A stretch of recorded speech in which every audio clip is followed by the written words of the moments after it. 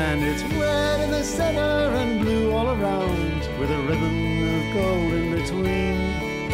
And it's bigger than Texas and flatter than Spain, and it's the best country I've ever seen.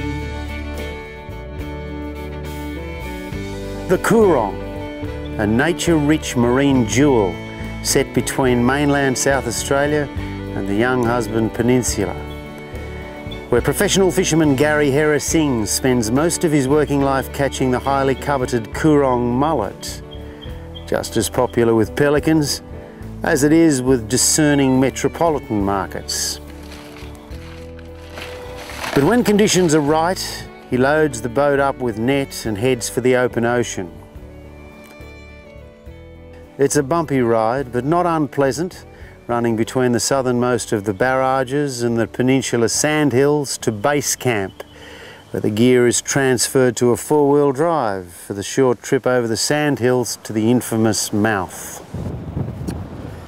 So there it is, perhaps the most talked about 100-metre stretch of water in Australia, the mouth of the Murray River. It's always been a movable feast from what we know. It hasn't always been navigable by boat, but it's also fair to say that 1981 was the first time in recorded history that it silted up of its own accord. And since that time it's been kept open largely by wave action from the ocean and the help of a dredge they've been using to keep the flow up into the Coorong. And it's taken until now, almost 30 years later, for it to be opened up naturally by the river flow. And it's this same river flow that flushes a burley trail of native fish from the freshwater to the salt. That's basically what it is. And so the mulloway come here traditionally, seasonally, every year to feed on this burley trail, to fatten up, and then they go offshore and spawn. Which is why this unique form of netting, known as swing netting, was developed here by the local fishermen.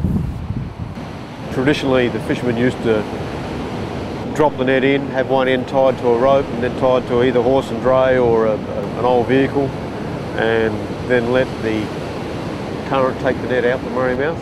And then in 1972, the government in its wisdom decided that there'll be no more commercial netting in the Murray mouth. And so the fishermen decided that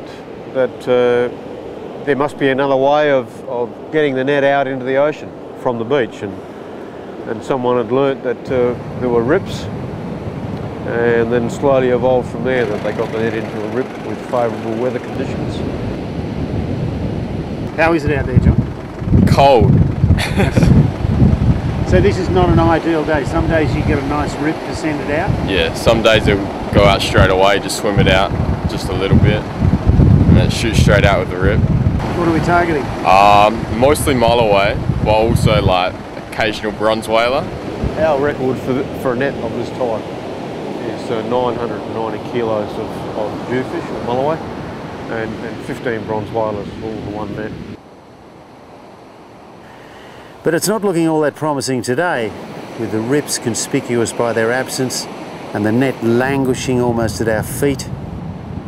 In fact, there seems more danger of catching a seagull than a fish, even if the overcast conditions do encourage them in closer.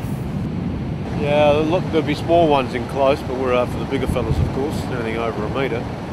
I'd say where the net is now, the fish almost want legs. Just about. The net's almost on land. So. And that's pretty much how it stays for most of the day. Once or twice it did threaten to draw out into the deeper water, but they proved to be hollow promises. Sometimes the sea just wants to keep all her treasures.